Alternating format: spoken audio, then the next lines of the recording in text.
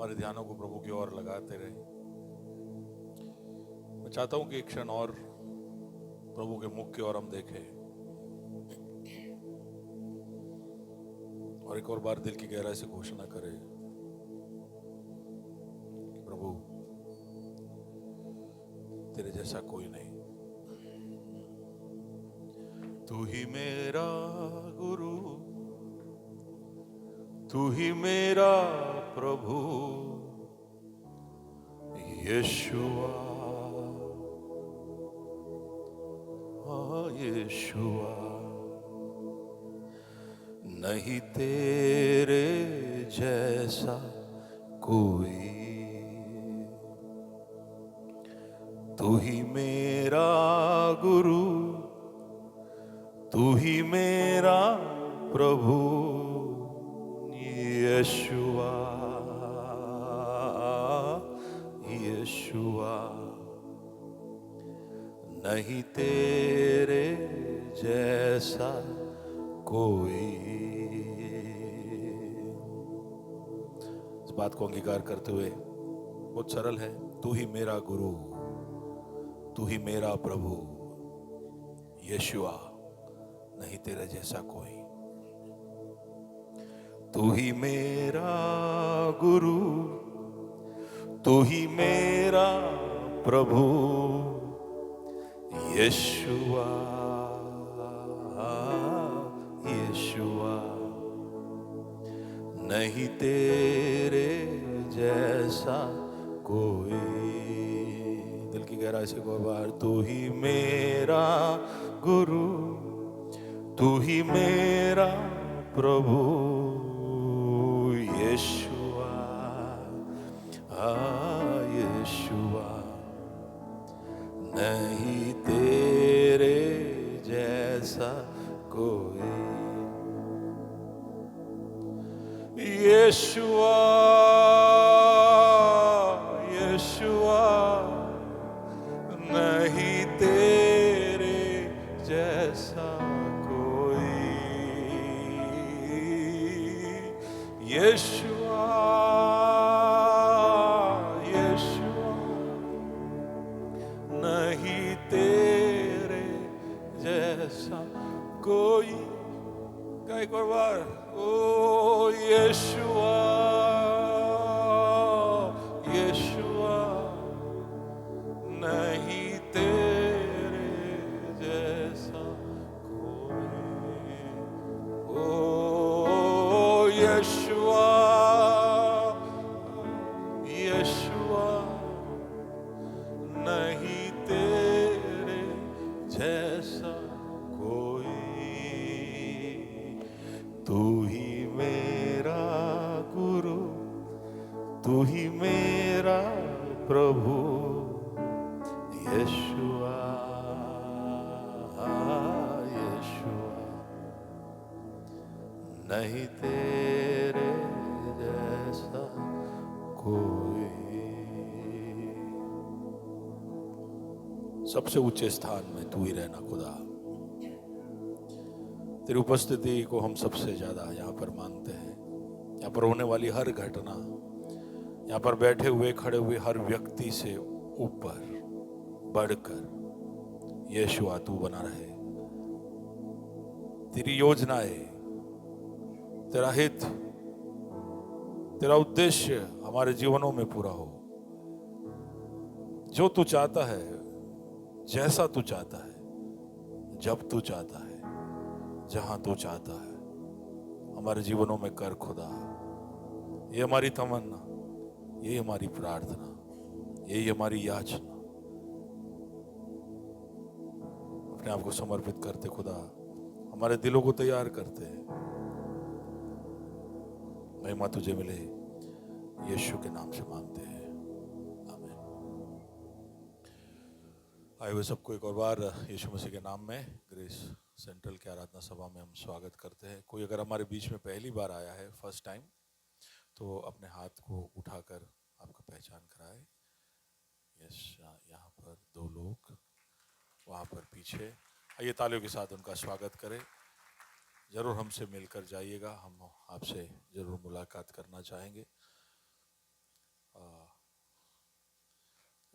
एक हफ्ते के गैप के बाद वापस आपके साथ आने का प्रभु ने तक दिया, उसके लिए प्रभु को धन्यवाद देना चाहता हूँ। मैं आपको मिस किया, मुझे मालूम है आपने मुझे मिस नहीं किया।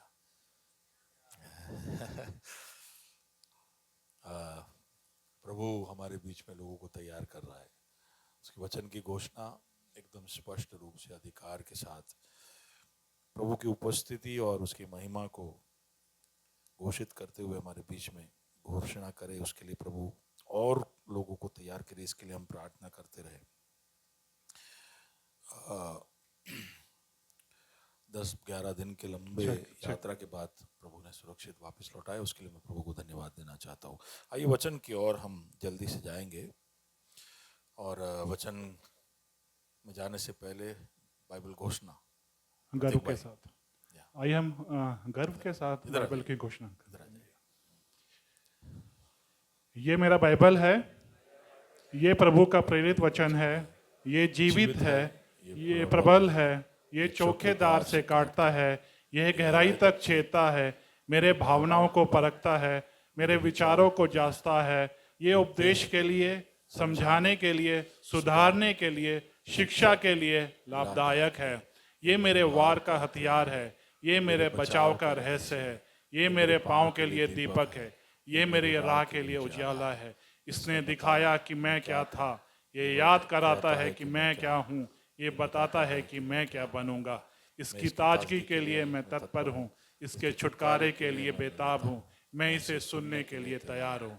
हमारा खुदावन हमेशा हमेशा हमेशा हमेशा महिमा पाए, फजल और इत्मीनान हम पाए। आमीन।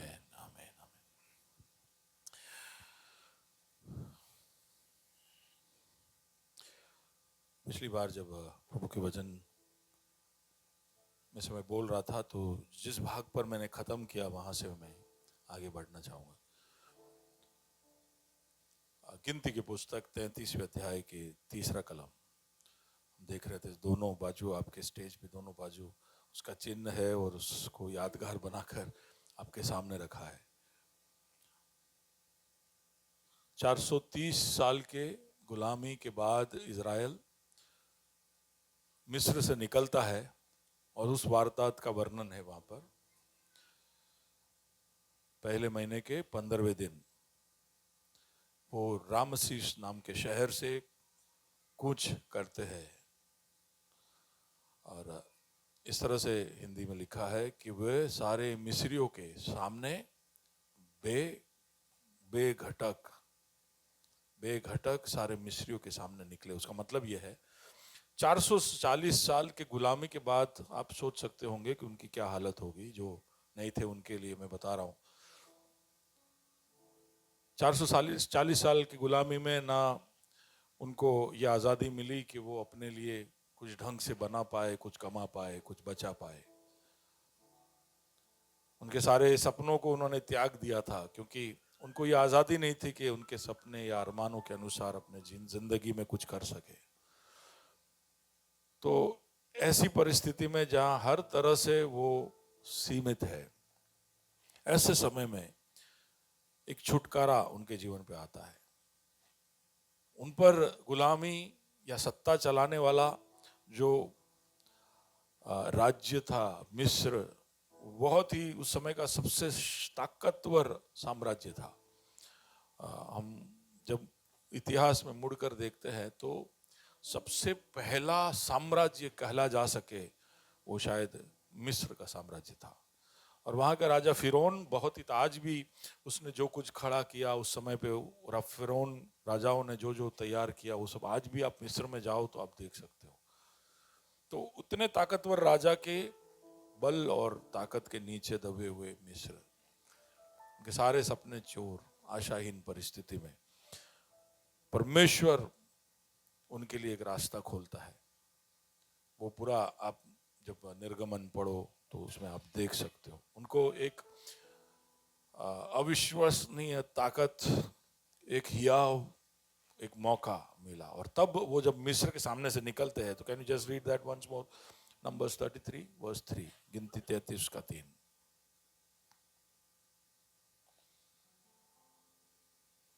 चेक। पहले महीने के 15वें दिन को उन्होंने रामसेस से कूच किया। फसह के दूसरे दिन इजरायली सब मिस्रियों को देखते बेखटके निकल गए। फसह के दूसरे दिन, तो ये है वो समय का, वहां पर समय को आइडेंटिफाई किया है कि कब ये हुआ था। फसह के दूसरे दिन, यानी फसह के दिन कुछ हुआ और उसके दूसरे दिन इनका निकलना हुआ। और वो निकले तो कैसे निकले? बेखटके। बेखटके, बेखटके। और उसको दिखाए जाने के लिए मैंने वो खाली वो रखा है, वो हाथ बेखटके, यानी ऐसे जैसे हाथ उठाए, जैसे दुश्मन के सामने जब जीतने के बाद हाथ उठाकर निकलते हैं, वैसे वो निकले बेखटके। इंग्लिश में से लिखा with a high hand they got out of Egypt. या लेकिन ये संभव कैसे हुआ वो भी हमने देखा। ये तब संभव हुआ, वैसे मूसा हर बार फिरौन के महल में जाता और बोलता कि तू इन लोगों को छोड़, मेरे लोगों को छोड़, वो परमेश्वर की आराधना करना चाहते हैं, तू उनको छोड़ दे, उनकी गुलामी से तू उनको आजाद कर। और फिरौन बोलता था मैं नहीं छोड़ूंगा। क्यों छोड़े? इतने लाखों लोगों के, लाखों की तादाद में गुलामों की एक सेना जो उसके लिए नौकर थे, जिसका प्रयोग कर कर वो शहरों को बना रहे थे, पूरे मिस्र को सजा रहे थे, इतने सारे लोगों को वो क्यों जाने देगा? तो वो नहीं जाने दे रहा था। तो एक एक कर कर अलग अलग तरह की महामारी आया, झंडू, प्लेग्स जो बोलते हैं, मिस्र पर आए। हम जानते हैं कि 9 अलग अलग प्लेग आए, खतरनाक प्लेग, ये बताने के लिए कि प्रभु मिस्र पर न्याय करेगा और मिस्र के ईश्वरों पर न्याय करेगा। इसलिए अलग अलग झंडू वहां पर, वो जो जो ईश्वरों को पूजते थे उसके अनुसार के झंडू मिस्र में आए। तो मेंढक का आया, टिड्डी का आया, तरह तरह की बीमारियों का आया, अंधेरे तक का आया। लेकिन हर बार कुछ होता था, फिरौन का दिल और भी कठोर हो जाता था और वो तय करता था कि मैं इनको जाने नहीं दूंगा। तो प्रभु अपनी ओर से अलग अलग झंडू या महामारी भेजता और फिरौन यहां पर कठोर होता जाता और इजराइल को छोड़ने के लिए मना करता। और इसलिए फिर हम पढ़ते, go to Exodus chapter 12 sir. Exodus chapter 12 verse number 12। और इसलिए हम देखते हैं कि परमेश्वर वहां पर यह ऐलान करता है, क्योंकि उस रात को मैं मिस्र देश के बीच में होकर जाऊंगा। हाँ, ये सब हम पढ़ते हैं तो ऐसा लगता है जैसे खाली एक डिस्क्रिप्शन हो रहा है, लेकिन यहाँ पर यहोवा कह रहा है, यहोवा कह रहा है कि उस रात को, यानी एक रात के बारे में वो कह रहा है और कहता है कि उस रात को मैं क्या करूंगा? मिस्र देश के बीच में से होकर जाऊंगा। वापिस पढ़ो, वापिस पढ़ो। क्योंकि उस रात को मैं मिस्र देश के बीच में होकर मिस्र देश के बीच में से होकर जाऊंगा। कौन बोल रहा है? अभी तक वो बीमारियों को भेज रहा था, अभी तक वो ओले बरसा रहा था, अंधेरा भेज रहा था, तरह तरह के जंतुओं को भेज रहा था। लेकिन अब वो कहता है कि बहुत हो गया, अब मैं खुद जाने वाला हूं। आई माई सेल्फ विल गो, मैं मिस्र के बीच में जाऊंगा। फिर और मिस्र देश के क्या मनुष्य, क्या पशु, क्या पशु, क्या सबके पहलोटों को मारूंगा, सबके पहलोटों को मारूंगा। और मिस्र के सारे देवताओं को भी मैं दंड दूंगा। और मिस्र के सारे देवताओं को भी दंड दूंगा। मैं यहोवा हूं। मैं यहोवा। परमेश्वर तय करता है कि बहुत हो गया, अब मुझे उतरना है और मैं उतरूंगा और ये सब ठीक कर दूंगा, और ऐसा ही होता है। उस रात को मैंने थोड़ा सा, ये एक्चुअली प्रिंस ऑफ इजिप्ट नाम का एक मूवी है, कार्टून मूवी है, लेकिन उसके अंदर जिस तरह से एंजल ऑफ डेथ, मृत्यु का जो दूत उतरा, उसका दर्शन है। तो यहोवा उतरता है तो यहोवा के आगे पीछे ये दूत उतरते हैं। तो ये वो पिक्चर में इस तरह से दर्शाया है कि ये मिस्र के बाहर दो सिपाही खड़े हैं और कैसे एंजल आता है। वहाँ पे कोई रूप नहीं है उसका, पर फिर कैसे नेक्स्ट, इफ कैन जो show the next one, just थोड़ा सा आपके दिमाग में आए कि क्या हो रहा था। कैसे मृत्यु एक नदी की तरह मिस्र के अंदर से बहता है कर कर वो मूवी में दिखाया है। असल में क्या हुआ हम नहीं जानते, लेकिन आप शायद अनुमान लगा सकते हो कि उस रात को हुआ क्या था, क्योंकि वहां पर बाइबल ऐसा कहता है कि मिस्र में एक घर नहीं था जहां पर मौत नहीं हुई थी। और यहां पर हमने सुना कि क्या मनुष्य क्या पशु सबके पहलौठों को मैं खत्म करूंगा। और जब इजराइल के लोग उसी इलाके में रहते थे, वहां रात को बैठे हुए थे अपने अपने घरों में, तो चारों तरफ चीख, रोना, चिल्लाना, उसके साथ साथ सन्नाटा, पूरा रात बड़ा भयानक सा एक रात उन्होंने बिताया।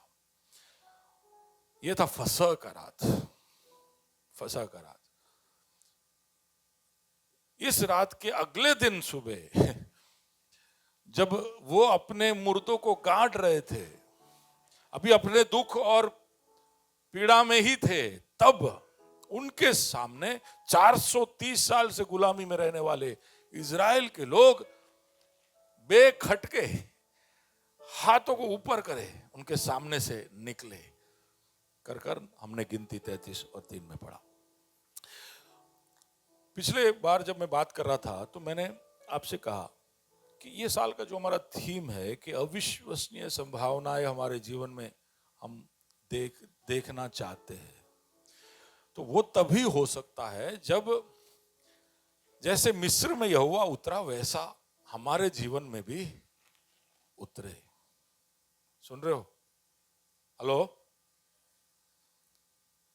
मिस्र में जैसे यहोवा उतरा वैसे हमारे जीवन में भी उतरे। लेकिन यहोवा हमारे जीवन में उतरेगा तो मिस्र में क्या हुआ हमने देखा। मिस्र में जब वो उठा तो मिस्र के उतरा तो मिस्र के लिए वो बहुत ही भारी पड़ गया। मिस्र पर न्याय आया। परमेश्वर जब वहां पर उतरता है तो वहां न्याय आता है। तो वो बात से मैं आज आपसे बात करना शुरू करना चाहता हूं कि हम यहोवा की उपस्थिति को अगर मांग रहे हैं तो एक बात जो सबसे पहले हमको इस कहानी से सीखनी है या याद रखनी, वो ये है कि अगर यहोवा उतरेगा तो उसके साथ साथ न्याय भी उतरेगा। ये हम नहीं भूल सकते। यहोवा भी ये बात को जानता है। इसलिए वो जब मूसा कहता है, अभी हम गा रहे थे, मूसा ने कहा कि तू अपनी महिमा तू मुझको दिखा, तो प्रभु ने कहा कि ना, तू मेरे महिमा को नहीं देख सकता। कोई भी मेरे महिमा को देखकर जिंदा नहीं रहा है। उसके पीछे कारण है। क्या हुआ पता नहीं, वहां पर ऐसा लिखा है कि खाली प्रभु वहां से चलकर गया तो मूसा गिर पड़ा। वो उसके महिमा के एक छोटे से झलक को भी झेल नहीं पाया। प्रभु हमारे बीच में अगर उतरता है तो हम ऐसा सोचे कि हाँ, जैसे दूसरे लोग हमारे घर में आए, चाय पी के चले गए, वैसे प्रभु भी आया। या एक साधारण घटना, एक मामूली चीज है, ऐसा सोचेंगे तो नहीं चलेगा। प्रभु जब मिस्र में उतरा तो वहां पर भयानक विपदा आई। तो वहां से मैं शुरू करना चाहता हूं। पहला जो बात है, अगर प्रभु हमारे जीवन में, हम बुला रहे प्रभु को, प्रभु हमारे जीवन में तू आ। प्रभु नहीं आएगा तो अविश्वसनीय बातें नहीं होगी। तो हमको चाहिए प्रभु चाहिए, लेकिन प्रभु आएगा तो न्याय आएगा। वो बात हम भूल नहीं सकते। वो इसलिए है क्योंकि परमेश्वर पवित्र है। परमेश्वर पवित्र, गॉड इज होली। और उसके सामने पाप टिक नहीं सकता। जो भी चीज में पाप है या जो उसके चरित्र के विरुद्ध में कोई भी बात हो, वो जल जाएगा। इस बात को कई बार हम समझ नहीं पाते ऐसे कैसा कि परमेश्वर आए तो पाप की वजह से लोग मर जाएंगे, हम नहीं समझ पाते हैं। तो एक बार मैं पहले ही बता चुका हूँ, लेकिन जिसको नहीं पता है उनके लिए मैं बताना चाहता हूँ। इस बात को मैं बहुत समझने की कोशिश किया, लेकिन मेरे दिमाग में नहीं आ रहा था। तो एक दिन पवित्र आत्मा ने मुझे बताया कि हम जो दिवाली में सब पटाखे देखते हैं, तो वो क्यों जलता है पता है आपको? क्यों जलता है? बारूद में क्या होता है? बारूद के अंदर होता है फॉस्फोरस। जोर से बोलिए, हिंदी में पता नहीं उसको क्या बोलते हैं। फॉस्फोरस एक केमिकल है।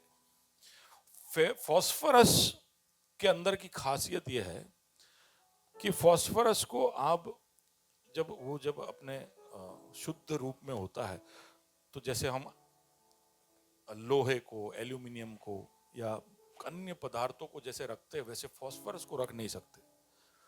फॉस्फोरस को हमेशा केरोसिन या पानी के अंदर रखना पड़ता है, जहां पर उसका हवा के साथ कोई भी संपर्क ना हो। अगर फॉस्फोरस को आप केरोसिन या पानी से बाहर निकालोगे तो एकदम से वो जल जाएगा। सुन रहे हो? एकदम से जल जाएगा, वो एकदम से जल जाएगा, उसको आप रोक नहीं सकते हो। जैसे ही वो ऑक्सीजन के साथ संपर्क में आता है, आग लग जाता है। तो इसलिए हमेशा फॉस्फोरस को केरोसिन या पानी के अंदर रखा जाता है। अब आप सोच के देखिए कि आपके ऊपर आपने अब जो क्रीम खरीदा उसमें गलती से फॉस्फोरस आ गया, आप नहा रहे थे, आपने लगा दिया,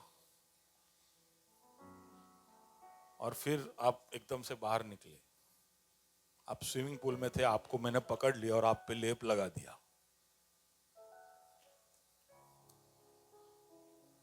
तो क्या होगा? क्या होगा? बाहर निकलोगे तो हाँ, जल जाएंगे। क्योंकि फॉस्फोरस हम पर लगा हुआ है, हम पानी से बाहर नहीं निकल पाएंगे, क्योंकि जैसे ही हम निकलेंगे हम जल जाएंगे। ठीक उसी तरह है, हम पर पाप लगा हुआ है। हमारे चरित्र में, हमारे स्वभाव में, हमारे अंदर पाप है, और उस पाप के साथ हम प्रभु जहां है वहां नहीं जा सकते हैं, या प्रभु की उपस्थिति में हम प्रस्तुत नहीं हो सकते हैं। क्योंकि जैसे ही फॉस्फोरस हवा में आता है और जल जाता है, वैसे ही हम पाप को लेकर प्रभु के पास पहुंचते हैं तो हम भी जल जाएंगे। पाप जो है वो फॉस्फोरस के जैसा है, हमारे अंदर है। प्रभु अपनी उपस्थिति लेकर आएगा और हमारे अंदर फॉस्फोरस हो, हमारे अंदर पाप हो, तो हम नहीं टिक पाएंगे। प्रभु मिस्र में उतरा तो वहां पर पाप था, तो आप पूछोगे कि सारे मिस्री क्यों नहीं भरे? वो प्रभु की मर्जी, प्रभु ने वहां पर दया दिखाया, लेकिन मारकर वो बता रहा था कि पाप की वजह से कोई मेरे सामने टिक नहीं सकता। दूसरी बात, हमारे अंदर जो पाप है वही नहीं, जो हम जानबूझकर बार बार पाप कर कर अन्याय करते हैं, उसके लिए भी प्रभु जब उतरेगा तो न्याय लेकर आएगा। क्योंकि वो एक राजा है, वो पवित्र है, इसलिए तो हम न्याय के काबिल है, लेकिन वो एक राजा है और हमने जानबूझकर जितनी भी गलतियां की है उसके लिए भी हमारे ऊपर न्याय आएगा। तो प्रभु अगर हमारे जीवन में आए तो हमें ये सोचने की जरूरत है, मैं पापी हूं क्या? मैं हूं, और उसके उपरांत मैंने जानबूझकर प्रभु के हित के विरोध में कार्य किया है, इसलिए मैं हर तरह के न्याय और सजा का हकदार हूं। तो प्रभु उतरे तो ये होगा हमारे साथ न्याय। अविश्वसनीय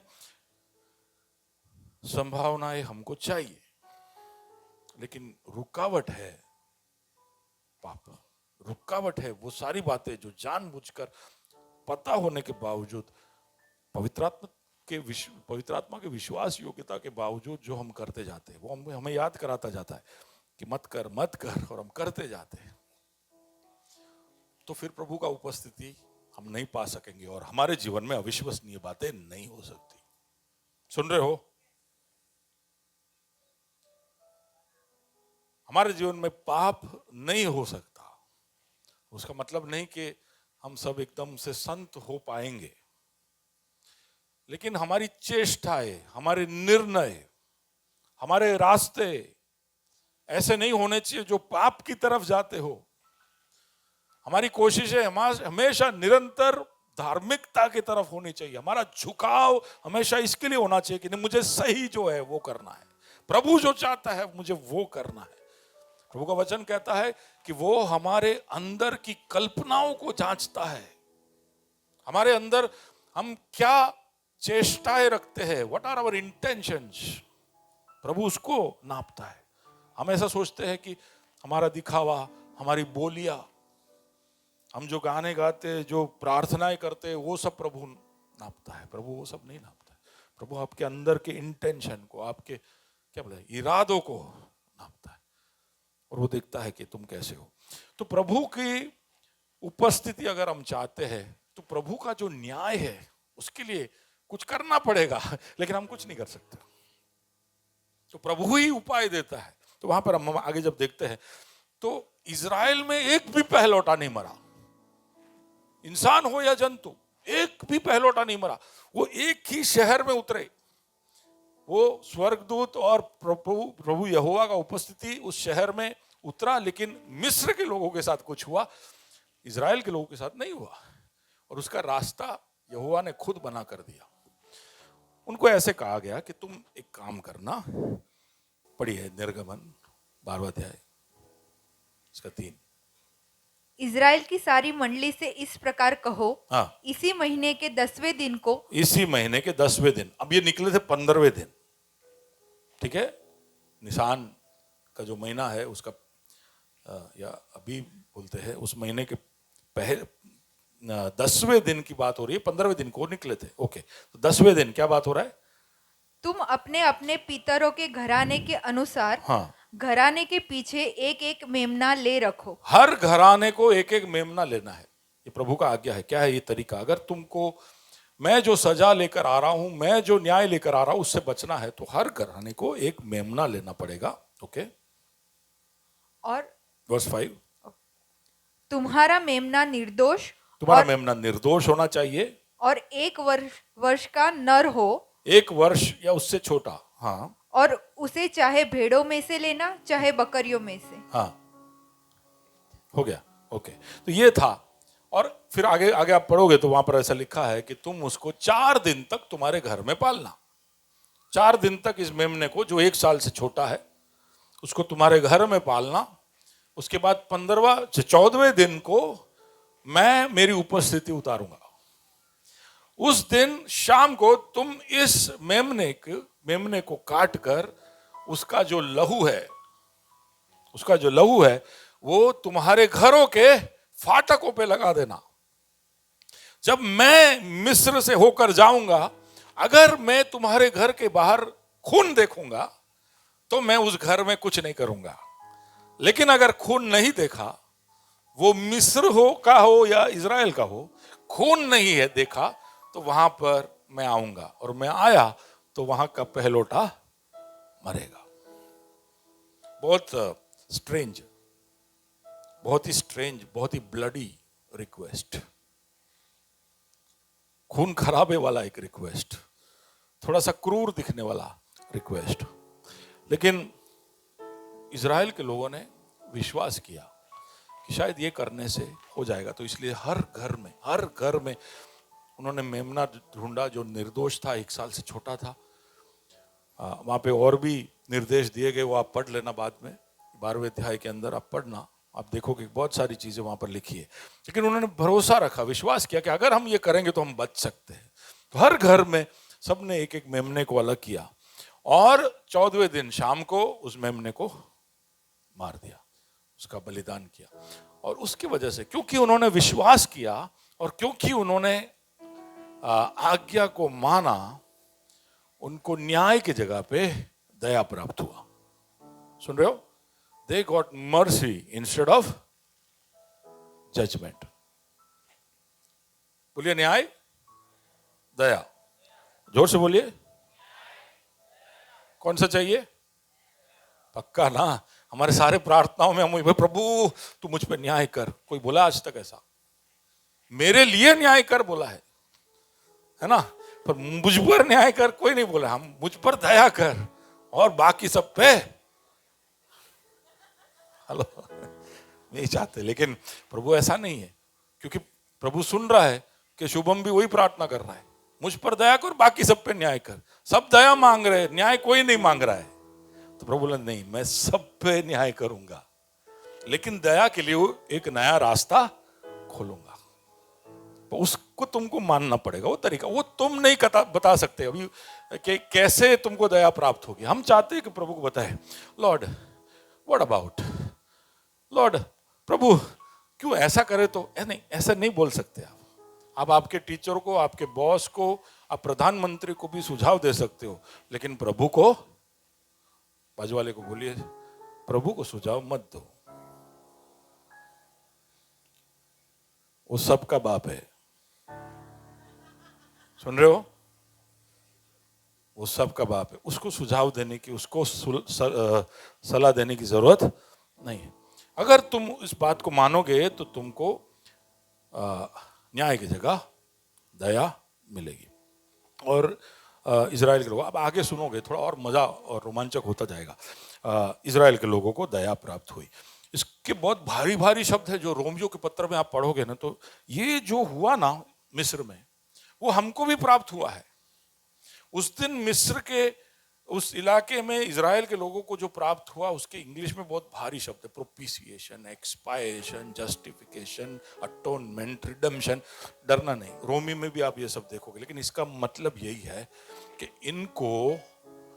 इनको एक प्रायश्चित का मौका मिला, उनको एक छुटकारे का और मुक्ति का मौका मिला, उनको एक उद्धार का रास्ता मिला, उनको बचने का एक रास्ता मिला। ठीक है, तो ये है, मैं आगे बताता हूं तो आप समझते जाओगे। मिस्र में ये हुआ, तो हमारे लिए ये कैसे कहानी, ये हमारे लिए कैसे सही है, उसकी तरफ हम देखते हैं। जैसे मिस्र में एक मेमना मरा और न्याय से बचे, वैसे इतिहास के लिए प्रभु ने भी एक मेमने को तैयार किया है। तो जब हम प्रभु की योजना को हम देखते हैं, तो just follow me, this is amazing. उत्पत्ति के पुस्तक में जब इंसान ने पाप किया, तो पाप करने के बाद वो अंजीर के पत्ते लेकर अपना पहला ड्रेस बनाए। प्रभु ने रात तक होने नहीं दिया, नहीं तो सूख के मुरझा के वो रात को ढूंढ रहे होते हैं कि अंजीर किधर है। लेकिन एनीवे, प्रभु वहां पर आता है और उनके लिए चमड़ी या खाल से, तो पहला फैशन डिजाइनर कौन? ठीक है, जो सही कपड़ा, सही क्वालिटी का कपड़ा है ना, तो खाल से वो बना, खाल से बना कर देता है, एक आदम के लिए और एक हवा के लिए। और वो बड़े थे, वृद्ध, ये नहीं, पूरे पुष्ट थे, तो इसलिए उनके लिए एक एक मेमना काटा। आदम के लिए एक मेमना, हवा के लिए एक मेमना, ताकि उनकी उस नग्न अवस्था को छुपाया जाए, उनके शर्मिंदगी को छुपाया जाए। तो उत्पत्ति की पुस्तक में हम देखते 3 अध्याय में 1 लैम्प फॉर 1 पर्सन। ठीक है, लेकिन अभी हमने पढ़ा निर्गमन के अंदर 12वें अध्याय के अंदर, वहां पर वो कहता है 1 लैम्प फॉर 1 फैमिली, हर परिवार के लिए एक मेमना। उसके बाद ये जब मिस्र से निकलकर 40 साल की यात्रा के बाद वाचा के प्रदेश में स्थापित हो जाते हैं, या उससे पहले भी शायद, वाचा के तंबू, जो मिलाप का तंबू लेकर जब वो घूम रहे थे, उस वक्त प्रभु जब उनको व्यवस्था देता है, तो वहां पर इस बात को थोड़ा और बड़ा करता है और बोलता है कि साल में एक दिन, प्रायश्चित का दिन, द डे ऑफ अटोनमेंट, तुम एक मेमना लोगे या बकरी लोगे जो पूरे इज़राइल के लिए मरेगा। ओके, देख रहे हो आप प्रभु की योजना? पहले 1 लैम्प फॉर 1 पर्सन, एक के लिए, फिर एक परिवार के लिए एक, फिर एक पूरे राष्ट्र के लिए एक। तो प्रोग्रेशन ऐसे ऐसे आकर आखिर में यूहन्ना जब बपतिस्मा दे रहा होता है, वहां पर हम पढ़ेंगे जॉन चैप्टर 1 वर्स नंबर 29, वहां पर यूहन्ना अनाउंस करता है कि आ गया वो मेमना, जो अब किसी व्यक्ति के लिए नहीं, किसी परिवार के लिए नहीं, किसी राष्ट्र के लिए नहीं। Read that please, John chapter 1 verse 29. दूसरे दिन उसने यीशु को अपनी ओर आते देखकर कहा, हाँ, देखो, देखो यह परमेश्वर का मेमना है ये परमेश्वर का मेमना है जो जगत का पाप उठा ले जाता है। जो जगत का अब एक ऐसा मेमना जो पूरे जगत के लिए हमेशा के लिए एक बार मरने आया है। सुन रहे हो, प्रभु का रास्ता हमेशा ऐसा ही रहा है। जब हम फंसे हैं तब मेमना मरा है, पर उस योजना को वो फैलाते गया इस समय तक कि उसको ऐसा एक मेमना और ऐसी एक व्यवस्था मिले जिसके अंदर वो एक बार हमेशा के लिए सारे लोगों का न्याय से बचाव कर सके। और वो मेमना था यीशु मसीह। वो मेमना था यीशु मसीह, परमेश्वर का वो मेमना जो सारे जगत के खातिर बलिदान होता है, जिसका खून अब हम लेकर हमारे दिल के, मन के, परिवार के, कलीसिया के, कंपनियों के, हम जहां जाते वहां सब फाटकों में लगाकर हम न्याय से बच सकते हैं। हालेलुया। एक मेमना जिसका लहू हमें बचाता है, लैम्ब फॉर ऑल मैनकाइंड। हम सबको बचने की जरूरत है, हम सबको बचने की जरूरत है। यहां पर बैठा हुआ कोई सोच रहा है कि ना ना मुझे नहीं, तो वो गलत सोच रहा है। हम सबको बचने की जरूरत है। किससे बचने की जरूरत है? ना बताइए, पर वो न्याय क्या है? वो कि कौन न्याय भेज रहा है? किससे बचने की जरूरत है? हम लोग सब सोच रहे हैं कि हमको शैतान से बचने की जरूरत है। जय, हमको किससे बचने की जरूरत है?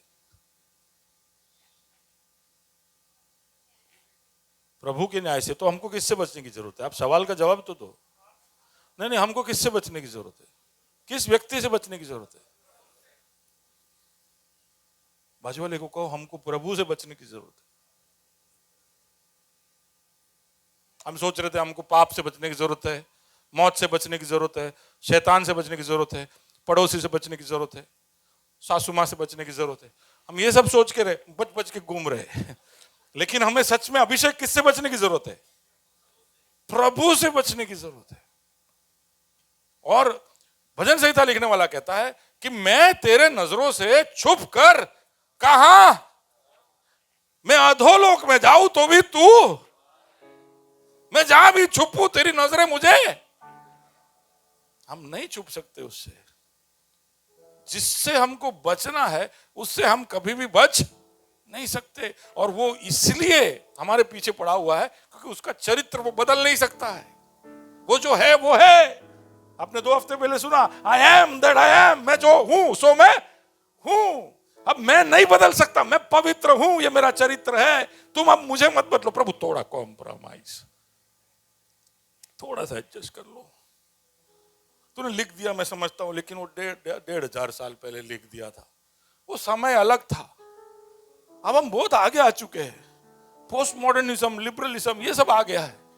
प्लीज थोड़ा सा ब्रॉड माइंड करो।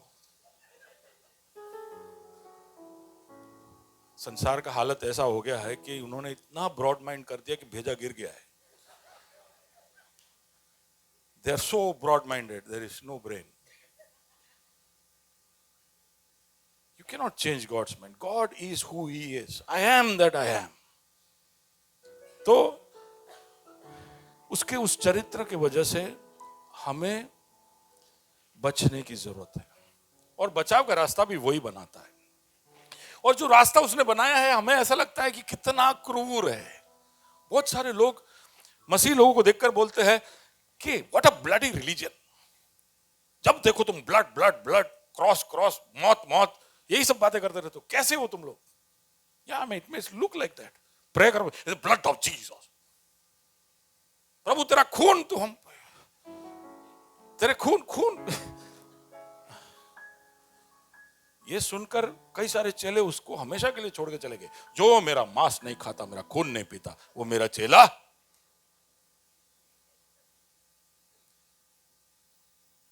कितना, कैसा लोग सोचते हैं ऐसा। लेकिन प्रभु को आप बोले, God why did you plan such a bloody इतना खून से भरा हुआ, खूनहार नहीं, क्या खूनखार, हाँ, thank God for a nice church which notes good Hindi. खूनखार है ना, सही बोला, खूनहार।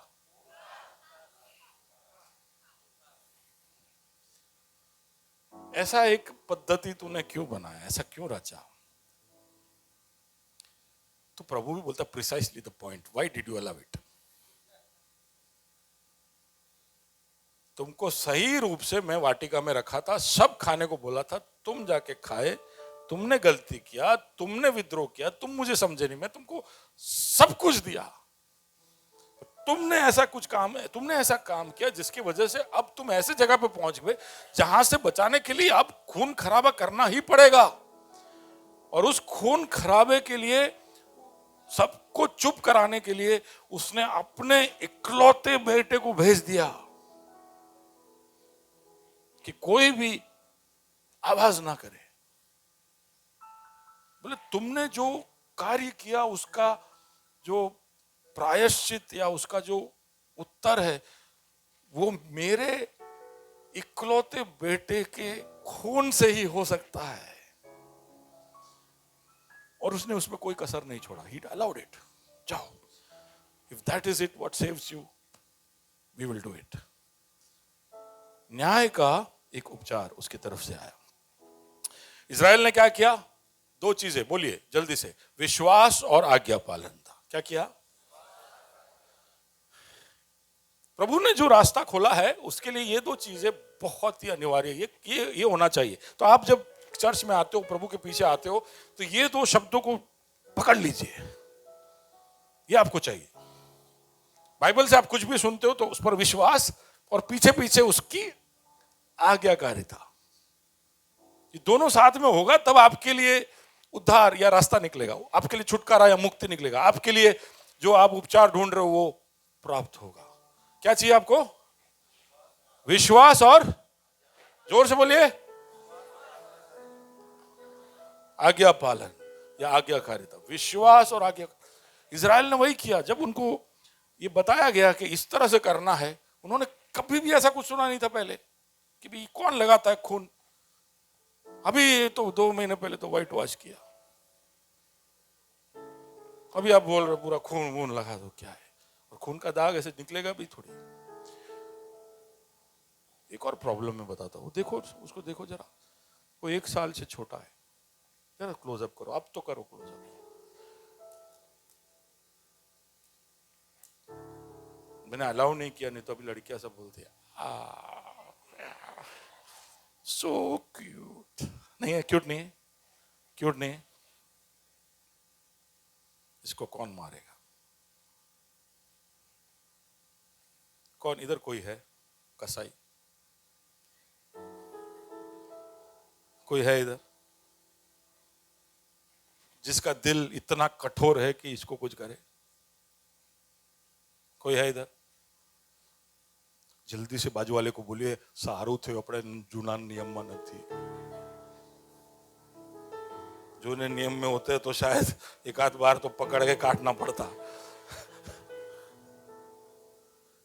प्रभु कोई गलती नहीं करता है, हम सबको हमारा दिमाग जानता है, वो इसलिए बोले आने नहीं आने तो नवा नियम मत नाखो, इसमें गट्स ही नहीं है बोले। फिर ये मारेगा नहीं मेमने को और पापी बन के घूमता रहेगा और फिर मैं सोचते रहूंगा कैसे बचाओ इसको। प्रभु बोले इसको नया नियम में डालो, इसको मेरे बेटे के खून में ही बचा देंगे हम। Hallelujah, thank you God, hallelujah. Problem क्या था पता है? प्रभु ने बोला 10वें दिन तुम इसको घर में ले लेना। तब तक वो तबेले में बैठा था उसकी माँ के साथ। प्रभु ने बोला इसको घर के अंदर ले लो, तुम्हारे साथ इसको रखो। पढ़ के देखना, ईच इन हिज हाउस। वो गुरप्रीत मेरे घर में एक पिल्ला रख के गई 3 महीने का,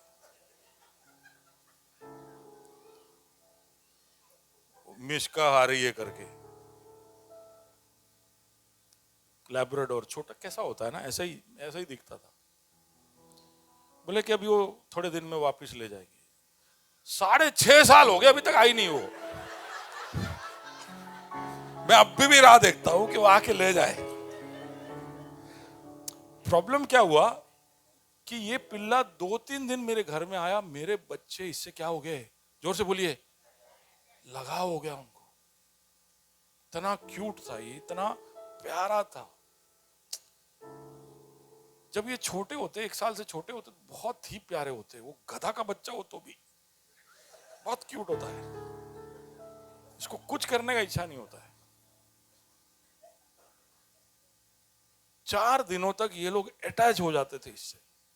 मैं करके घर में घूमता था, इसको माँ के पास नहीं जाने का, इनके पास ही रखने। 4 दिन भूखा थोड़ी रखेंगे उसको, उसमें कोई भी तरह का खोट या कमी नहीं होना चाहिए। 4 दिन में उसको बराबर दूध पिलाया, बराबर उसका ध्यान रखा, बच्चे घर में खेल रहे थे उसके साथ। लेकिन चौथे दिन शाम को इसको पकड़ा और इसका गला काटा। बहुत ही मुश्किल था ये प्रोसेस। इज़राइल को ये फील कराया कि तू सैक्रिफाइस कर रहा है। मिस्र को ये एहसास होने दिया कि तू बलिदान कर रहा है। कुछ चीज से जो तू अटैच हो गया, उससे मैं तुझे डिटैच कर रहा हूं। जिस पर तुझे अनुकंपा है उसको ही मैं, ताकि हम उस पिता के दिल को समझ सके। सुन रहे हो? जिसने अपने इकलौते को दे दिया।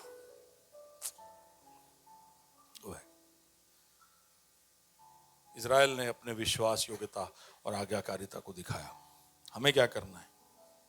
हमें क्या करना है? यहाँ पर कोई बैठा है जो अभी तक इस न्याय का जो रास्ता, न्याय से बचने का रास्ता प्रभु ने बनाया है, उसमें से जो अगर आप निकले नहीं हो या आपने कोई निर्णय नहीं लिया, आप पहली बार ये सुन रहे हो या पहले सुन चुके और निर्णय नहीं लिए हैं, तो आपको क्या करना है? प्रभु के न्याय से आपको बचना है। आपके जीवन में जो पाप है, जो जानबूझकर या अनजाने में किए हो, उससे आपको बचना है। तो आपको क्या करना है? आपको मसीह के साथ एक रिश्ता जोड़ना है, उस मेमने के साथ रिश्ता।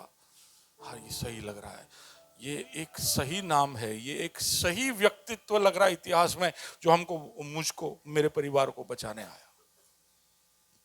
उसके उस रास्ते को अपनाना है कि ये सही मेरे लिए मरा, पापियों के लिए मरा। ये निर्दोष मेमना, कोई नहीं जब मेरे लिए कुछ करना चाहता था तब ये आया, रिलेटिंग विद क्राइस्ट। और फिर आपके पापों का अंगीकार करना कि मैं पापी हूं और मैं अब आगे से ऐसा नहीं करूंगा, जैसा जीता आया वैसे नहीं जीऊंगा। यह है आपका विश्वास और आज्ञाकारिता। हमको सिर्फ इतना ही करना है। यह भी हमारे लिए मुश्किल है। हमारे लिए प्रभु ने यह रास्ता रखा है। लोगों ने पूछा, पतरस, उद्धार प्राप्त करने के लिए, बचने के लिए हम क्या करें? तो पतरस ने कहा, मन फिराओ और अपने पापों के प्रायश्चित के लिए बपतिस्मा लो।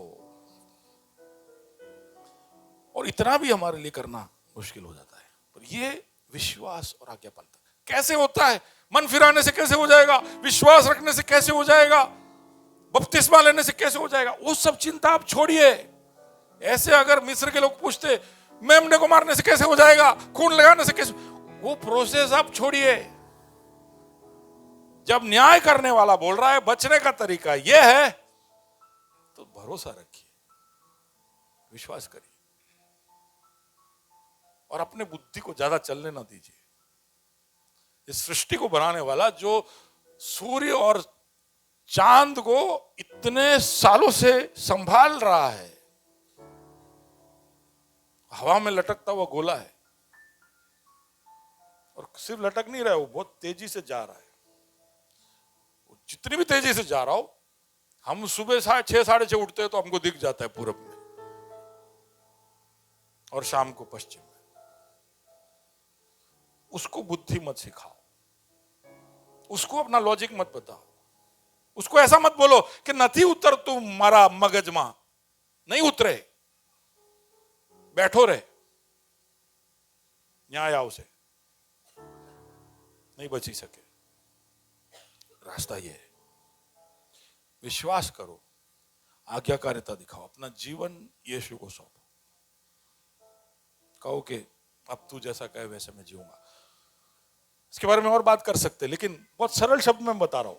मिस्र ने क्या किया बचने के लिए? शायद हम सब के लिए एक एग्जाम्पल, एक उदाहरण हमारे बचाव के लिए, विश्वास और आज्ञाकारिता। तब हमें मिलेगा ये प्रायश्चित, प्रोपिशिएशन, एक्सपायरेशन, अटोनमेंट, छुटकारा, मुक्ति, न्यायीकरण, उद्धार। ये था प्रभु की उपस्थिति की वजह से होने वाला पहला। प्रभु उतरा तो पहला न्याय हुआ, न्याय का रास्ता मैंने बताया। प्रभु उतरा तो एक और चीज हुआ। पहला, प्रभु उतरा तो क्या हुआ? न्याय हुआ। ठीक है, पर आप चाहते हो कि अविश्वसनीय संभावना आपके जीवन में हो, तो आपको प्रभु चाहिए, और प्रभु आपके जीवन में उतरेगा तो वो पहले न्याय करेगा। तो इसलिए न्याय से बचने का या उसका उपचार आप पहले ढूंढ लीजिए, और वो क्या है? पापों से बचिए। प्रभु की ओर से मिलने वाले उस न्यायीकरण को, पापों के माफी को आप प्राप्त करिए, रोज प्राप्त करिए, सिर्फ बपतिस्मा के दिन नहीं। हम सब के लिए अनिवार्य है कि हम रोज उठे और प्रभु के सामने जाए और प्रभु से माफी मांगे, क्योंकि उसकी उपस्थिति हमको रोज चाहिए। हालेलुया। अब उसकी उपस्थिति का दूसरा नतीजा, सेकंड कॉन्सिक्वेंस, वो ये है कि जब प्रभु आता है तो वो कुछ अलगदाई, कुछ तो अलग, कुछ तो अंतर चाहता है दुनिया और आपके बीच में। इसलिए उसने मिस्र के लिए कुछ और इजरायलियों के लिए बोले तुम फाटकों पे लहू लगा देना, अंतर। लेकिन सिर्फ वहां पर नहीं अंतर, सिर्फ लहू में नहीं अंतर, उनको कुछ आज्ञा दी गई। सॉरी, ऐसे बोला और ऐसे खासा। ओके, एक्सोडस चैप्टर 12, निर्गमन चैप्टर 12 वर्स नंबर 8। और वे उसके मांस को उसी रात आग में भूंजकर। तो इस मेमने के बारे में बोल रहे, जिस मेमने को अभी जो क्यूट वाला था ना, उसको मारने के बाद क्या करना है? उसको मार के छोड़ नहीं देना है। बच्चे रो रहे, why did you kill dada, dada why did you do this cruel thing. तो पापा रुका नहीं है, पापा उसको काट रहा है और उसके अंदर से भाला घुसा रहा है, और उसको अब आग में उसको भूनना है, रोस्ट करना है। ठीक है, क्या बोली? पढ़िए। मांस को उसी रात आग में भूंजकर अखमीरी रोटी और कड़वे साग पात के साथ खाए। क्या क्या क्या है? अखमीरी रोटी और कड़वे साग पात, और कड़वे शाक भाजी। अखमीरी रोटी, अखमीरी रोटी समझते हो? जिसमें यीस्ट नहीं डाला है, कोई भी यीस्ट नहीं डाला है। तो पूरी और भटूरा, हाँ, पूरी में नहीं होता है यीस्ट, भटूरे में होता है। आपको क्या पसंद है? दोनों पसंद है। डिपेंड्स मूड कैसा है। लेकिन भटूरे का अपना एक स्वाद अलग है कि नहीं? यीस्ट की वजह से स्वाद बढ़ जाता है। लेकिन उस दिन उनको कुछ ऐसा कुछ नहीं खाना है। नॉर्मली वो लोग हमेशा खमीर डाल के ही रोटी बनाते थे, लेकिन आज उसके लिए वक्त नहीं है। आज रात को तुम जब रोटी खाओगे तो अखमीरी रोटी खाओगे, आप कड़वे साग खाओगे। और फिर वर्स नंबर 11 जरा पढ़िए। और उसके खाने की यह विधि है। खाने की विधि भी बता दी। देखो अंतर कहां कहां पर है। केवल आप सोचे कि बस यीशु ना लहू मा सुरक्षा प्राप्त करी लो तो चाल से नहीं। प्रभु तो अंदर झांक के देख रहा है। वो जो स्वर्गदूत है ना, जो मारने आया था, वो फाटक देख के अगले घर में जा रहा था। प्रभु तो हर घर के अंदर ढोक डाल रहा था, क्योंकि उसने कुछ और बातें कही थी। वो देख रहा था कि कोई खमीर वाला खा रहा है। बोले मने तो डेजर्ट वगैरह ना चाले, सबको पकड़ेगा।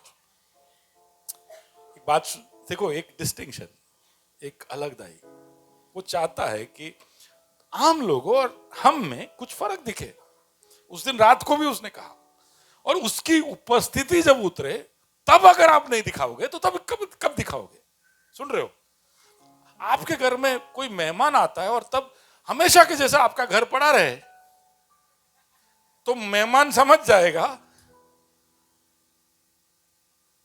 ये मलयाली स्टाइल है। ये आप गुजरातियों को नहीं समझ में आएगा। इसका मतलब क्या बताए? जो मेहमान आया वो ओह, मलयालम बहुत आसान है।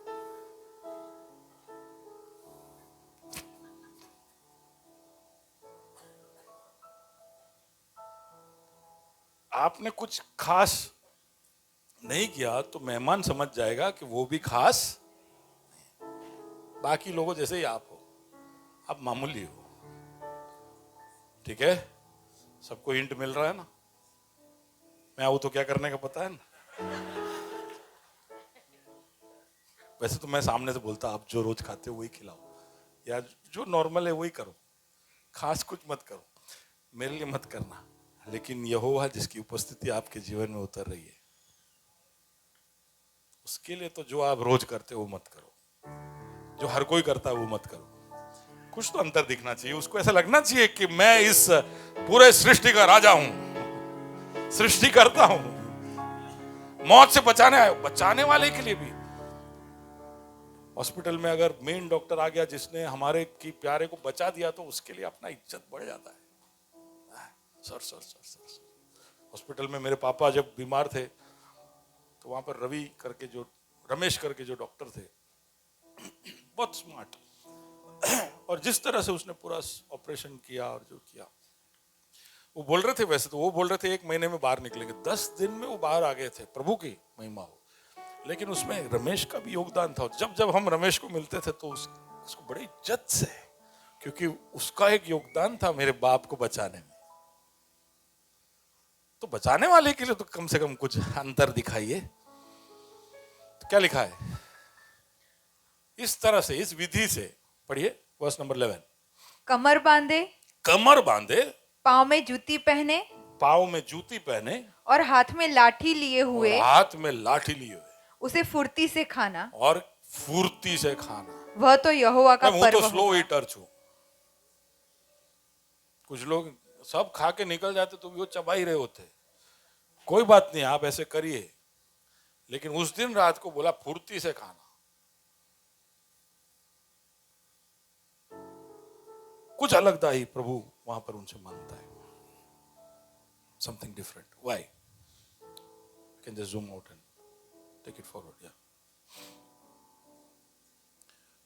हमारे लिए इसमें क्या है? तो मैं वही सारे बातें जो प्रभु ने उनको कही उसको मैं समझने की कोशिश कर रहा था कि हमारे लिए उसका मतलब क्या हो सकता है। ठीक है, तो एक तो ये कि कमर बांधो, जूती पहनो, ये सब का मतलब है कि निकलने के लिए तैयार हो जाओ। सुन रहे हो? कई लंबी यात्रा में जाना होता है तो हम 50 बार सोचते रहते हैं कि कुछ तो नहीं रह गया। परसों ही मैं सोच रहा था कि मुझे, क्योंकि हमारे सोसाइटी का कुछ ऑफर चल रहा है कि वो लोग उसको डेवलप करेंगे, तो मैं सोच रहा था कि अगर मुझे ये घर से निकलना पड़े तो मैं क्या लेके जाऊंगा और क्या नहीं लेके जाऊंगा। तो अभी आजकल मैं मेरे घर के हर आइटम को देख के ये ले जाना है, ये नहीं ले जाना है, ऐसे घूम रहा हूं।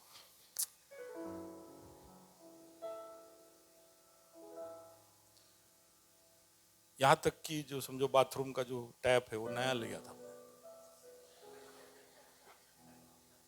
तो अभी 500 रुपए का नया नया लिया, तो घर छोड़ना पड़ेगा तो टैप लेके जाऊंगा।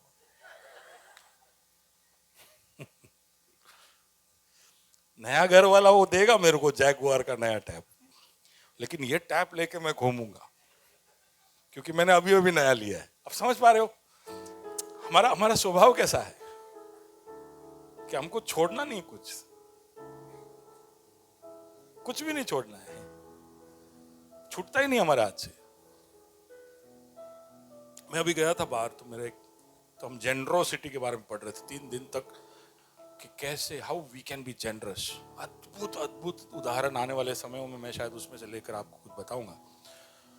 तो हमारे साथ एक पास्टर जी थे, उन्होंने कहा कि उन्होंने एक नियम बनाया है कि अगर उनके कबाड़ में, वार्डरोब में एक शर्ट आएगा तो उसी दिन वो एक शर्ट बाहर भी देंगे।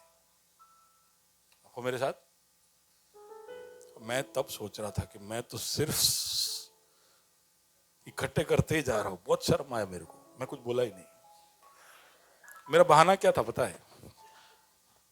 कि मैं दूं किसको साइज 46, थोड़ा 40 38 ऐसा सब हो तो मैं किसी को भी बांट दूं, मेरे फैक्ट्री में भी किसी को दे दूं। मेरा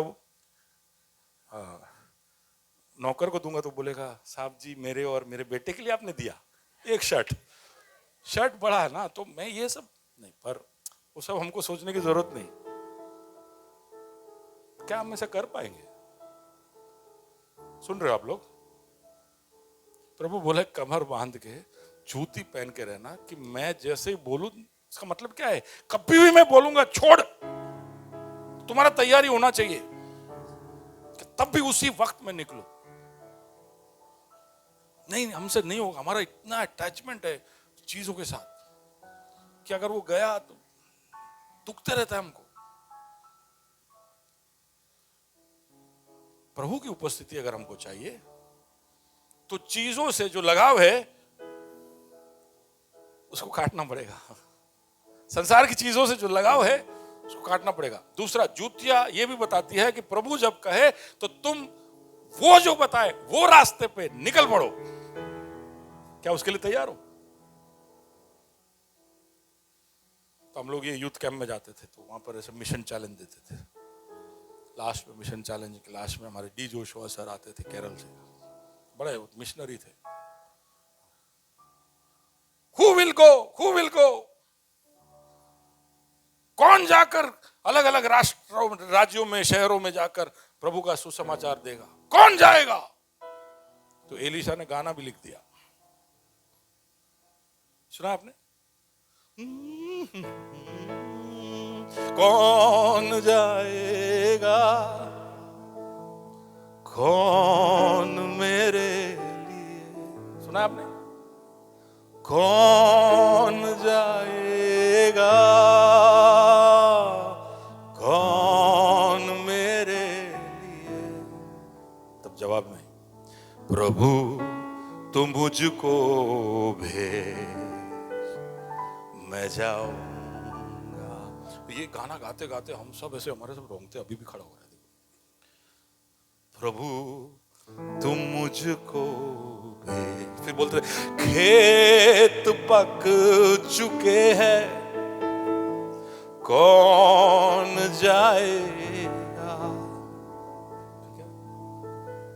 फिर चरवाहे बिन ये मेरी भेड़े भटक रही अनजान, कौन जाएगा, कौन जाएगा? हम सब रो रो के ऐसे आगे आ जाते थे।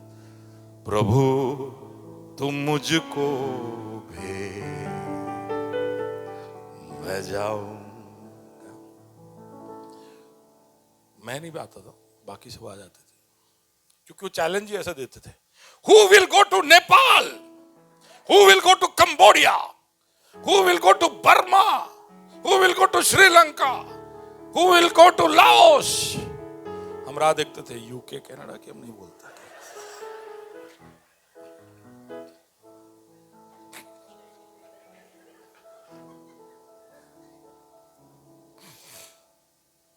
बहुत से लोग आते थे आगे आके, आई विल गो, मैं जाऊंगा, लेकिन कोई भी नेपाल कंबोडिया कोई नहीं गया।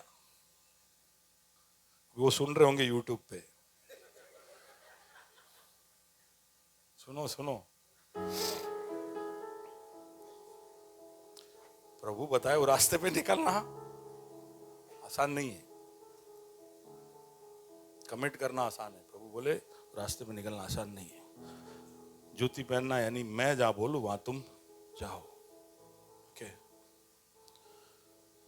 और कमर कसने का एक और मतलब है कि हमारे जीवन में ऐसी कोई बात ना हो जो हमारे चाल में अड़चन बन जाए, हमारे गति को धीरा कर दे।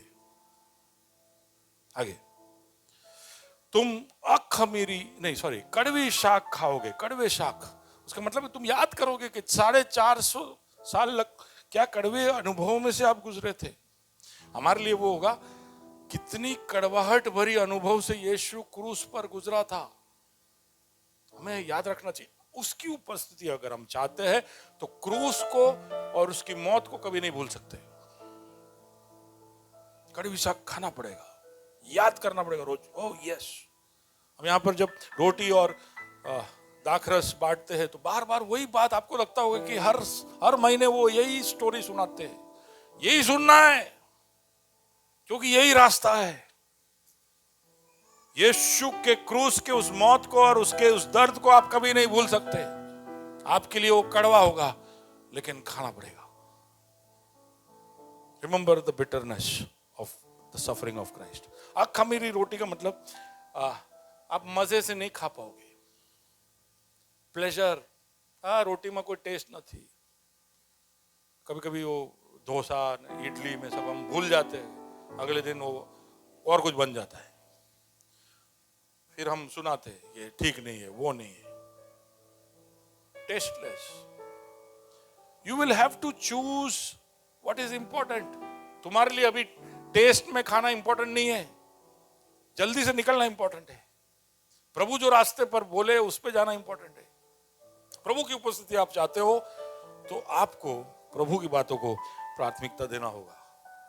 आपका सर्वाइवल ज्यादा इंपॉर्टेंट है, प्लेजर नहीं। सुन रहे हो? आपकी खुशी, आपको जो प्लेजर, आपको जो सुख मिले, जो आनंद मिले, मनोरंजन मिले, मौज मिले, मस्ती मिले, ये सब पीछे है। ये सब के पीछे आप मजा मजा मजा नहीं ढूंढते घूम सकते। प्रभु की उपस्थिति और मजा, हम सब इसके बहुत बड़े दोषी है, ठीक है ना। हमको मजा चाहिए, यू ऑल नीड मजा, और प्रभु भी चाहिए। करो एक लिमिट तक, शायद प्रभु को नहीं प्रॉब्लम होता है, लेकिन जब हम सिर्फ मजा ही चाहते हैं।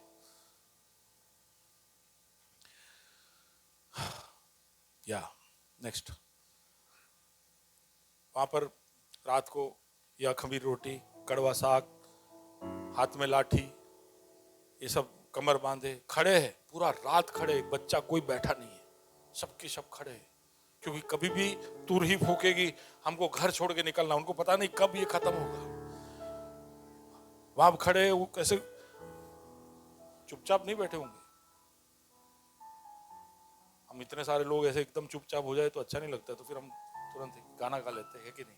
मैं समझता हूँ कि इजराइल के लोग उस दिन रात को गाए होंगे, रोटी तोड़ते वक्त, उस कड़वी साग को खाते वक्त, उस मेमने को जो बुना था उसको खा रहे थे, तब वो गा रहे थे, प्रभु की स्तुति में गा रहे थे, प्रभु की प्रशंसा में गा रहे थे। गाने के बीच में अचानक से पड़ोस से आवाज आता चीखने का, मेरा बेटा मर गया। रोना चीखना सब साथ में रो रहे। थोड़ी देर के लिए गाना बंद करते, चुप हो जाते, सुनते, प्रभु को धन्यवाद देते कि ये घर हमारे घर में हो सकता था, लेकिन तूने बचाया हमको। फिर गाना गाते, सिंगिंग कंटिन्यूअसली ग्रेटफुल। फसह के बाद प्रभु ने इजराइल को कहा कि हर साल अब तुम इसको याद करना, इसलिए वो फसह का पर्व बन गया, तुम इसको नहीं भूल सकते।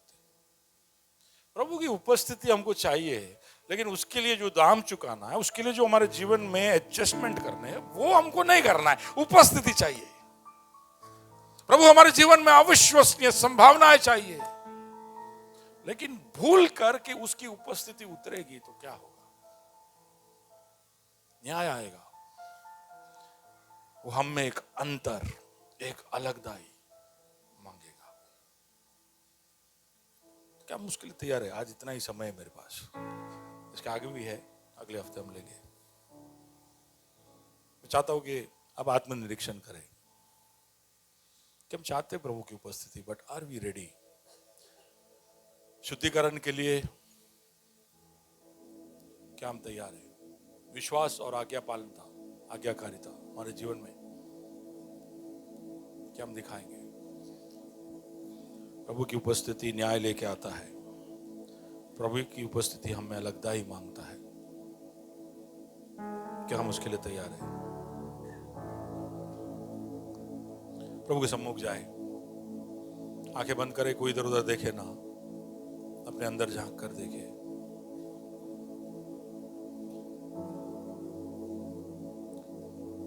तेरे इकलौते बेटे के लिए धन्यवाद जो न्याय से हमें बचाता है।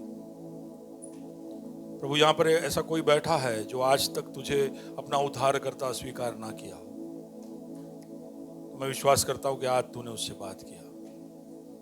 हमेशा से ही तेरी ये योजना रही, क्योंकि यही एक रास्ता था प्रभु तेरे सामने।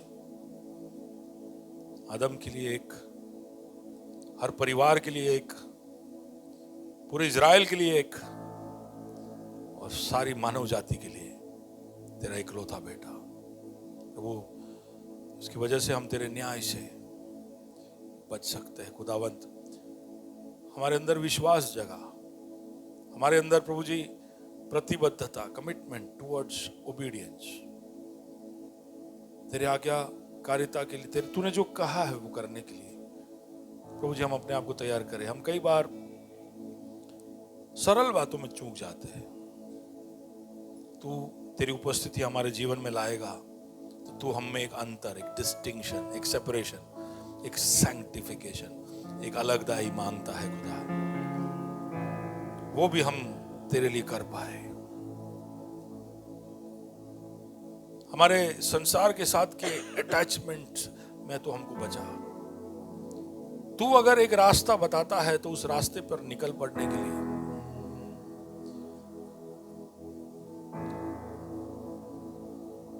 बिना कोई हिचक के खुदा, तेरे क्रूस को, तेरे बलिदान को भूले बगैर, ओ जीसस, हम आगे बढ़ने के लिए अपने आप को प्रतिबद्ध करें। यहाँ पर ऐसा कोई है जो एक और बार अपने निर्णय को प्रभु के सामने ताज़ा करना चाहता है तो अपने स्थान में खड़े हो जाए। यहाँ पर ऐसा कोई है जो प्रभु को अपना उद्धार करता स्वीकार करना चाहता है तो अपने स्थान में खड़े हो जाए। तू ही मेरा गुरु, तू ही मेरा प्रभु, यीशुआ, यीशुआ, नहीं तेरे जैसा कोई, तू ही मेरा गुरु, तू ही मेरा प्रभु,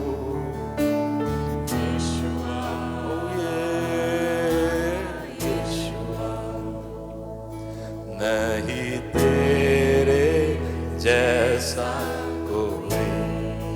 गाय पुकारे यीशुआ, यीशुआ,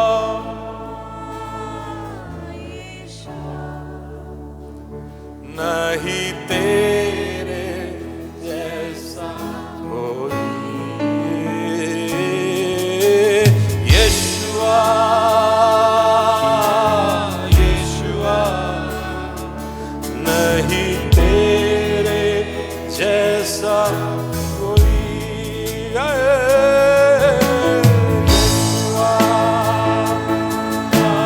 यीशुआ,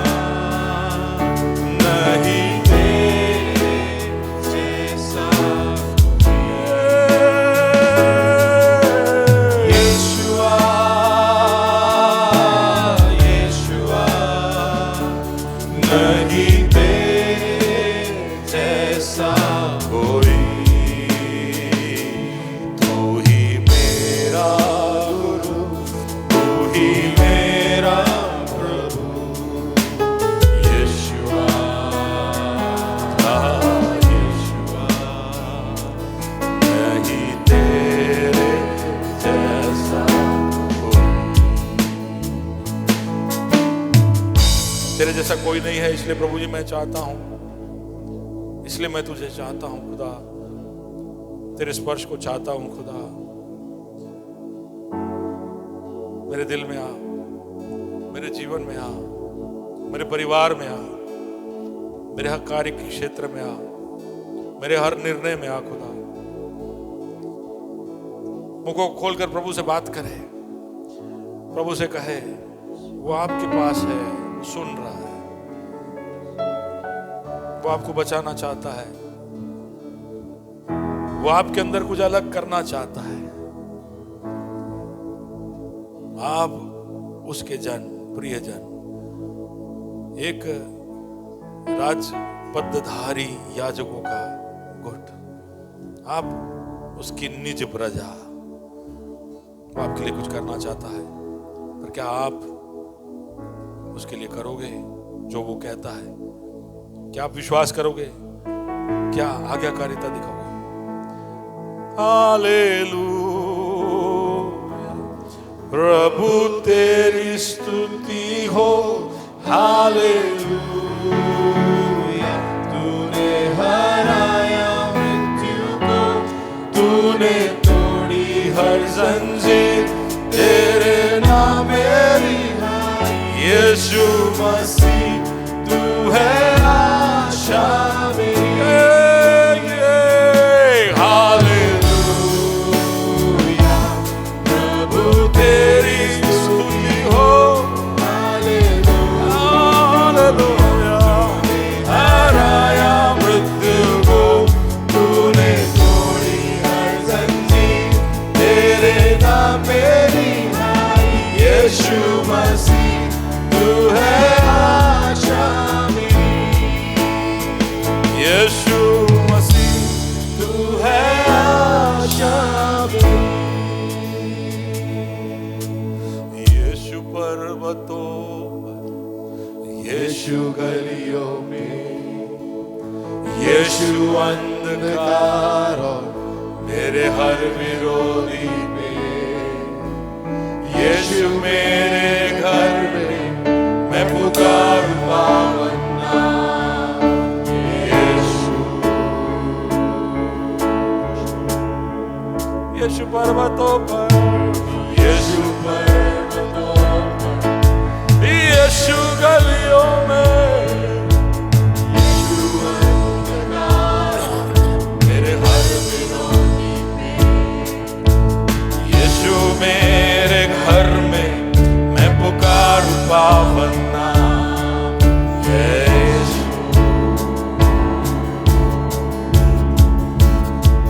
तेरा नाम सामर्थी, तेरा नाम चंगाई, तेरा नाम है जीवन। टूटे हर बंधन, कर दे सब रोशन आके समान। तेरा नाम सामर्थी, तेरा नाम चंगाई, तेरा नाम है जीवन। टूटे हर बंधन, कर दे सब रोशन आके समान।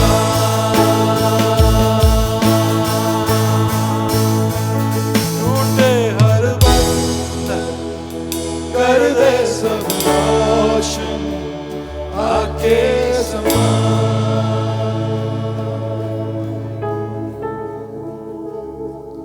नदियाँ मुझे अग्नि मुझे जला,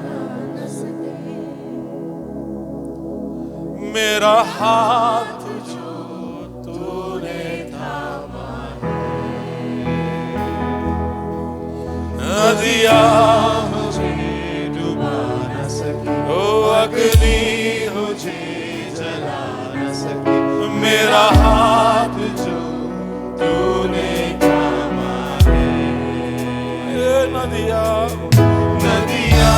मुझे डुबा न सकी, अग्नि मुझे जला न सकी, मेरा हाथ जो तूने थामा है।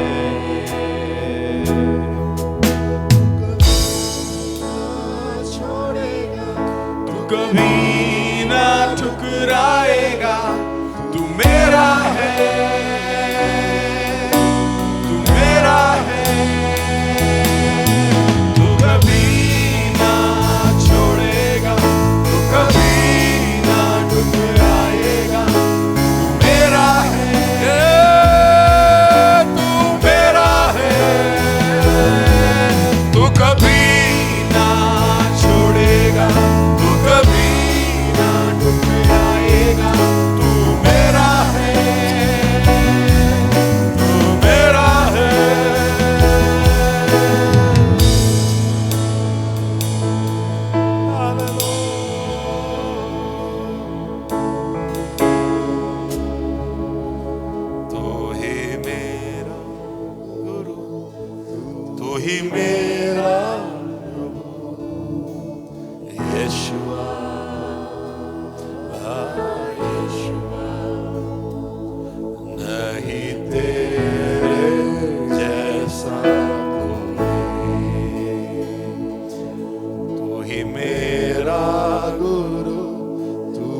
मेरा प्रभु यीशुआ,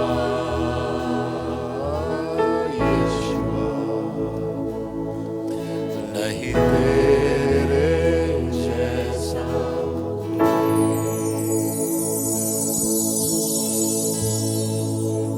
एक क्षण शांत होकर प्रभु से बात करे, प्रभु से कहे कि प्रभु तू हमें चाहिए, तेरे बगैर नहीं चलेगा। और कई बार तेरी उपस्थिति के लिए रुकावट हम ही है। हमारे जीवन के चुनाव,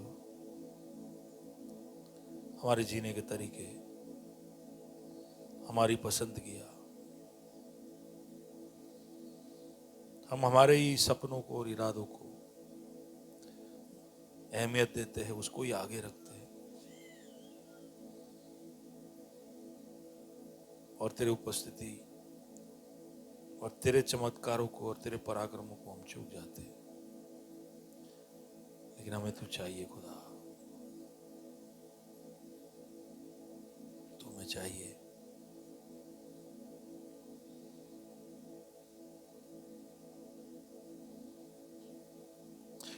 प्रभु जाए हुए सबको तेरे हाथों में सौंपता, जो खड़े हुए उन सबको तेरे हाथों में सौंपता हूं खुदा। हम सब तुझसे बहुत बेहद प्यार करते हैं, लेकिन चूक जाते हैं। हमारे सीमाओं के अंदर, हमारे परेशानियों के बीच में, जिंदगी की लड़ाइयाँ और वास्तविकताओं के बीच में, हम सच में दिल से जो चाहते हैं, कई बार उससे हम चूक जाते हैं, हम भटक जाते हैं। हमें बहलाने वाली, फुसलाने वाली, भटकाने वाली कई सारी चीजें आती है, हम सतर्क कई बार नहीं रह पाते। तूने हमें बताया है कि गरजने वाले सिंह के समान वो हमारे चारों ओर घूम रहा है, लेकिन हम भूल जाते हैं, गलतियां करते हैं। लेकिन हमें तेरी उपस्थिति चाहिए। We need your visitation. We need your presence. Help us. पवित्र आत्मा हमारी मदद करना। Holy Spirit, help these people. Holy Spirit, guide them, counsel them, lead them. तू उनसे बात करते रहना, तू चूकना नहीं। वो सुने ही नहीं तो तू बोलते रहना, तू रुकता नहीं कभी। उनके दिलों को तू कोमल करके वो सुने तेरी आवाज को, तेरी आवाज को वो सुने खुदा।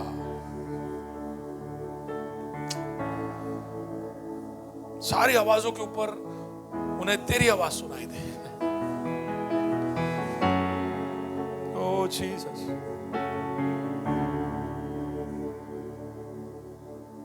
Thank you Lord. Thank you Jesus that you will do it. महिमा तुझे देते खुदा, और ये विनती और प्रार्थना यीशु मसीह के नाम से मांगते